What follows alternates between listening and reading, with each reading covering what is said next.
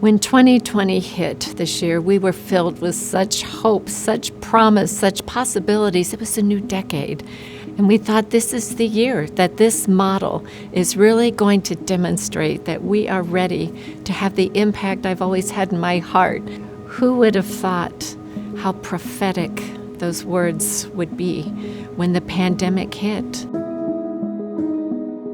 I was medical director in the facility, which had one of the first outbreaks. Over 140 became infected. 51 patients eventually passed away. And so it was a feeling of helplessness and realization that we have no excuse for continuing the old models of warehousing residents in shared rooms, in cramped spaces. Greenhouse had it right to begin with. It's something that can save lives in the middle of a pandemic, and so it serves so many more purposes than simply providing a good living space. It provides protection. We saw it before the pandemic in being able to catch things sooner, just a cough or their labs are off. The pneumonias, they have a UTI. A couple years ago, there was a flu outbreak and we were able to contain it to one small cottage and it didn't go anywhere else. I don't think that's any different through this pandemic. Because of the staff size and the elder sizes in the houses, it's much more manageable to deal with the pandemic. We were actually able to hold off any of the pandemic hitting us for quite a while compared to a lot of the facilities in our county who are traditional nursing homes. One by one, they were saying, fingers crossed, so far we're COVID-free. Not that we didn't have cases, but for the most part, we were significantly faring far better.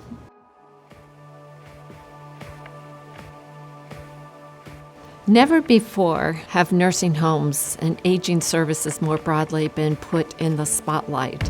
The New York Times, HuffPost, among many others, started reaching out, and they would ask about our COVID numbers. I would give them data from our little spreadsheet, and I knew that its reliability and credibility could be shot to pieces.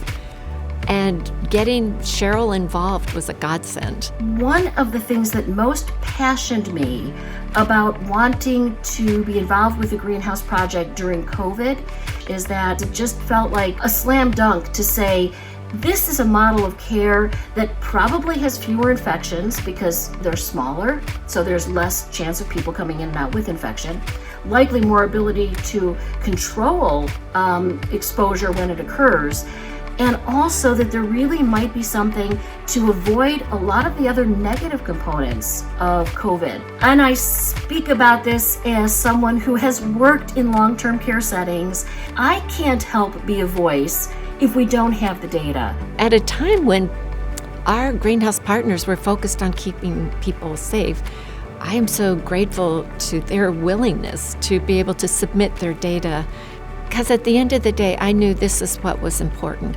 Data was going to best tell our story.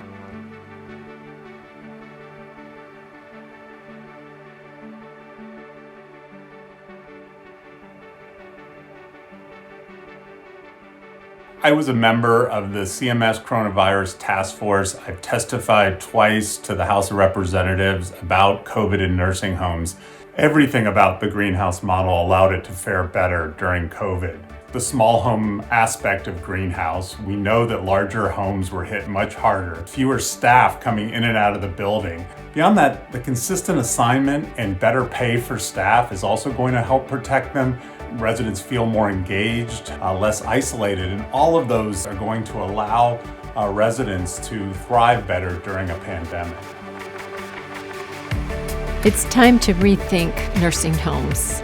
And here's the deal, we don't have to reimagine because we've already seen what has worked well. The greenhouse model was made for this moment.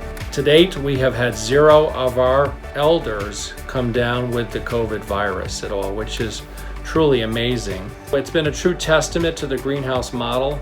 It's helped us with the isolation. We were able to get our elders out of their rooms from lockdown and isolation, which we were able to do that earlier, keep them safe, yet still have some social interaction. Overall, having the greenhouse homes really has set us up for success. And just the small nature of the buildings lends itself to better infection control outcomes. Learning from some of these other greenhouse homes and how successful they were has helped us be able to say, okay, this is what we need to do. Luckily, we didn't have to change too much with our staffing and the setup. This is the way to treat our elders, to house our elders, to give our elders the best life possible. It is from the depths of my heart that I thank each of our greenhouse partners out there. I have been honored to represent you in the incredible work that each of you have done to ensure elders are kept safe, and not just safe, but connected to life and to some sense of purpose amid the most challenging times. Thank you.